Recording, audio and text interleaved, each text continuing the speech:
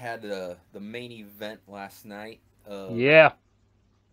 Roman Reigns versus John Cena, which No, we a had lot Roman Reigns' walk to the ring, and then we had Roman Reigns versus John Cena. he did. No, we had the Miz and Morrissey versus Oh, yeah. Xavier Woods. But we don't need to talk about that. That was fine. Just have to And throw it out there. Anyway, I thought drink Anyways, I think the message from the whole thing was lost, which is drink more water. Listen to Cristiano Ronaldo, kids. Even though even though I'm a Coca-Cola man myself, I'm not ashamed to say it. But drinking more water helps. I thought the shot of Roman with the Usos was awesome. That was an amazing shot. Yeah. It it felt epic, like I said last night. Like Cena obviously is one of the biggest stars of all time. When he was waiting in the ring and Roman's music kicked in, it truly just felt like, you know, the star of professional wrestling was on the way to the ring to destroy, you know, his next challenger. I'm glad he did. A lot of people bitched about it being Roman versus Cena, and then with Lesnar coming afterwards, it was getting a lot of It's kind of weird. A lot of people said that main event was not good. Like, what were you watching? Yeah. It was a great match. Cena always pulls it out in matches like that. They're saying that Oh, they're really? sick. Even in the PG era? Or wait, what? Cena, he claimed. You know, I'm saying you said he always pulls it out, so I'm just. I making a thought joke. during that I era never he did. I mean, him I never- versus- I- him I versus never- Hulk was great. I know. No, he was making a joke. You said pull it out. So. Oh, You think Joe O'Connor of all people would get that right away? No. When you talk about wrestling in the PG era, this man is a historian. He sticks to the facts. Okay. Those jokes come last. Yes. But, Anyways, I thought continue talking about Cena's weird erotic escapades. Go ahead. yes. Well, I mean, people. I had probably about 10 different people message me how they will not be watching WWE anymore, which they say Oh God, do people still say that? All the time. Mainly because they said they are sick and tired of Cena, which he's only been back for a month. Sick and tired of Roman, which is perfect storytelling. They're sick and tired of Brock Lesnar, who hasn't been on TV in a year and a half.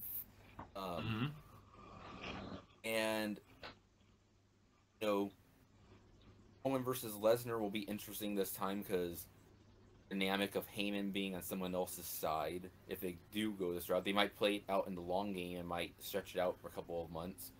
I think It might go several ways. It's exciting because we don't. It's exciting because of the possibilities, because of Paul Heyman being in the middle of it.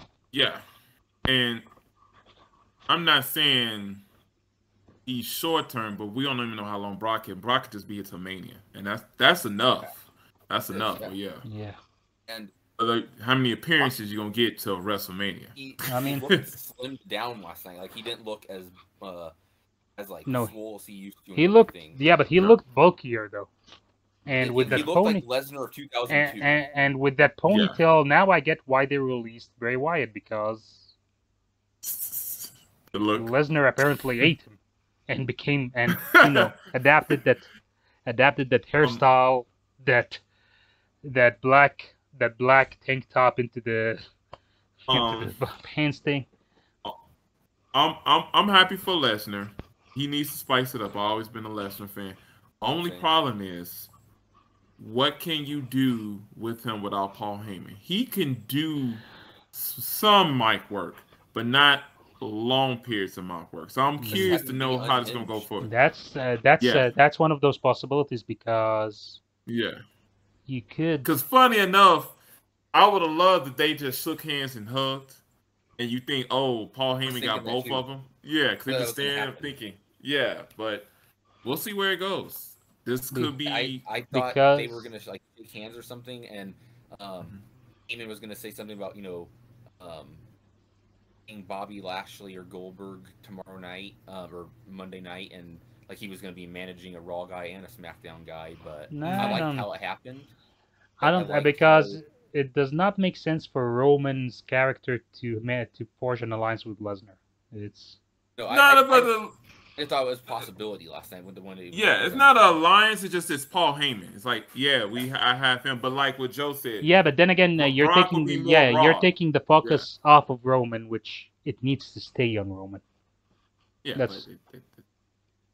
that's going to be the thing, because I get what you're saying, but it's always the focus on his next opponent. Because I always feel like that's I'm thinking the other way is, it's the whole idea is going to be like, whose side is going to Heyman be on? Is he gonna screw Roman for the sake of Lesnar? Which that's gonna be the story. Which you said, Lesnar probably does not work as well without Heyman. So. Oh, I love the match. And let's go back to the match, because for a match, because that was not a big superstar. It was the WWE that came in and destroyed John Cena. Because the tribal chief is WWE. And here's a message for people who hated on this match. Hypocrites. Every last one of you. Also, you can't. Okay. Correct. I'm gonna. But the other thing is, they don't watch SmackDown. Because if you watch SmackDown, you will understand the whole entire match. But continue. They are hypocrites. No, they don't watch SmackDown because they refuse to watch SmackDown. They say it's like it's WWE putting their guy Roman Reigns versus John Cena against us. Yeah, and they put their biggest star. They put the biggest stars, and this match is not going anywhere. And AEW is gonna kill the WWE because of this match. Oh, for crying out loud! Shut up! It's just. Everybody got it. And here's the thing, like, I don't like. Okay, you have the right to have a preference for another show, but if you're gonna call out the WWE for moving John Cena to the front of the line, and not not having him go up through the system, why the hell? Where's the outrage for Christian Cage moving to the front of the line for Kenny Omega? Yeah. Not that I don't like it. I love Christian Cage. I think it's going to be a brilliant match. It was a brilliant match the first time around, but I never hated on. But if we're going to double standard this whole thing, which is on both sides. So, I mean, we're going to get to that when we discuss, the other thing afterwards. Oh, we still got to discuss the Punk thing. Okay, let's wrap this up. But anyways, grow up. That match was great. That match was not the whole, 300 the 300 RPM speed match. It was a storytelling match.